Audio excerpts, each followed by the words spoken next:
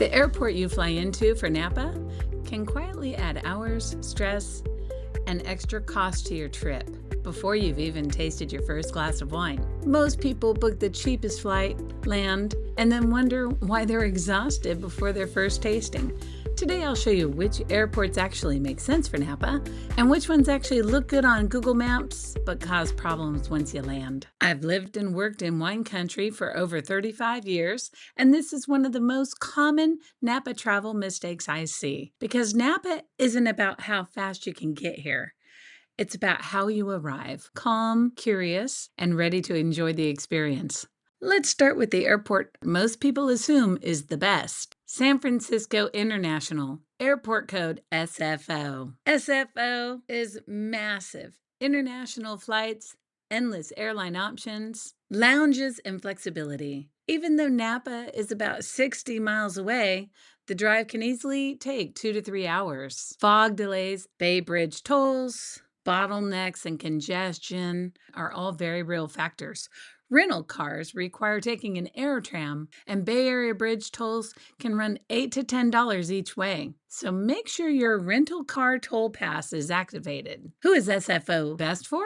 International travelers, people who require maximum flight flexibility, and travelers who don't mind a little unpredictable drive. This surprises a lot of first-time visitors. So if you want options, SFO delivers. Quick note before we move on. If you're already planning a trip, I have free American Viticultural Area guides linked below. They break Napa into regions and include a few carefully selected wineries in each AVA, along with tasting fees, highlights, so you're not guessing or overbooking. They're free, and they make planning much easier. Take advantage of the tools. Oakland International, airport code OAK. SFO feels overwhelming. Oakland is quite the opposite upgrade. Smaller, simpler, and often cheaper. Oak is about 65 miles from Napa, and the drive usually takes around 75 to 90 minutes. Rental cars are still off-site, but the process is faster and far less chaotic than SFO. Who does Oak work best for?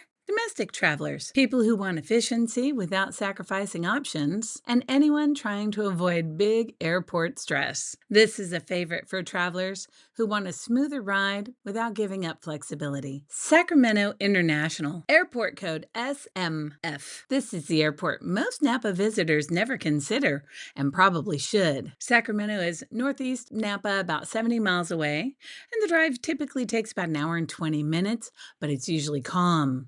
No Bay Area traffic, no bottlenecks, and no chaos. You can take scenic routes through Woodland or Davis, even winters, which will wrap you around Lake Berryessa if you really want a beautiful drive, but it's a bit windy. But this will set your tone for your relaxed trip before you even reach Napa. Rental car pickup is also close to the terminal. Weather is predictable, and the airport itself is easy to navigate. Who is SMF best for? Travelers who value calm over convenience, anyone arriving late or midday early, visitors who want the smoothest and most predictable start to Napa.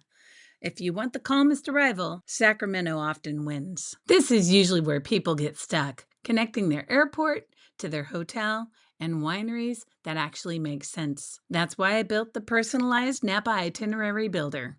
It combines my 35 years of local and wine experience with AI to help you choose wineries by region, build realistic tasting days, avoid the mistakes I see visitors make every single week. It's currently available for a pre-release price of just $24.99, and it's linked in the description. The home of Snoopy, Charles M. Schultz, Sonoma County, airport code STS. If this airport works for your city, it almost feels unfair. Located in Santa Rosa, about 45 minutes from Calistoga, that's it. You can walk from the plane to your rental car in about 5 minutes. No shuttles, no crowds, and no stress. And yes, if you heard something about Hans Faden Winery and your brain immediately jumped to Hans Gruber from Die Hard, you're not alone. Different Hans, much better ending. Flights are limited, but if you can connect here, this is the ultimate sip and land experience. Who is STS best for? West Coast travelers, anyone heading to North Napa or Calistoga. Can't beat it. Napa County Airport, private and semi-private travel. This is where Napa travel starts to feel luxurious.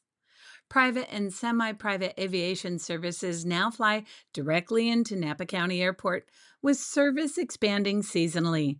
This means you land at the airport, your driver meets you planeside, the bags go straight into the vehicle, and you're at the hotel or first winery in under an hour. No bridges, no Bay Area traffic, no rental car chaos. This is true door-to-vineyard travel. Luxury without the stress of a major hub. Who is this best for? Travelers who value privacy and comfort, people traveling with wine, and anyone who wants the smoothest arrival possible. And here's a big bonus: flying home with wine. This is where Napa trips quietly get expensive if you don't plan. Shipping from each winery can cost anywhere from $40 to $80 per shipment, and that adds up fast. Here's the smarter move. Gather your bottles with you the whole trip, and then consolidate everything at the end of your trip. Ship once with places like Stagecoach Express or Buffalo Shipping Outpost in Napa. Airline notes: some semi-private and commercial allow wines to fly free. Alaska Airlines allows 1 case of wine free from select California airports, including Sacramento and Santa Rosa. Always check with your airline before packing. And if you need a box, Stagecoach Express or Buffalo Shipping Outpost has you covered. Many resorts will even gather your wines, handle the paperwork, and arrange pickup for you. If you're more of a do-it-yourself planner, I've also created Crushed It Napa Style. It walks you through what wineries can and can't offer you, how many tastings per day actually make sense, and how to avoid the most common Napa mistakes. It pairs perfectly with your free AVA guides I mentioned at the beginning of the video, and your drop and drag planning worksheet that is also offered. All free to you. The links are in the description. Here's my final thought. If you want options, choose SFO. If you want efficiency, Oakland is a great balance. If you want the calmest, most predictable start to Napa, and my favorite, Sacramento often wins. If you want close and cozy, Santa Rosa is hard to beat. And if you want comfort and privacy, flying directly into Napa is the gold standard.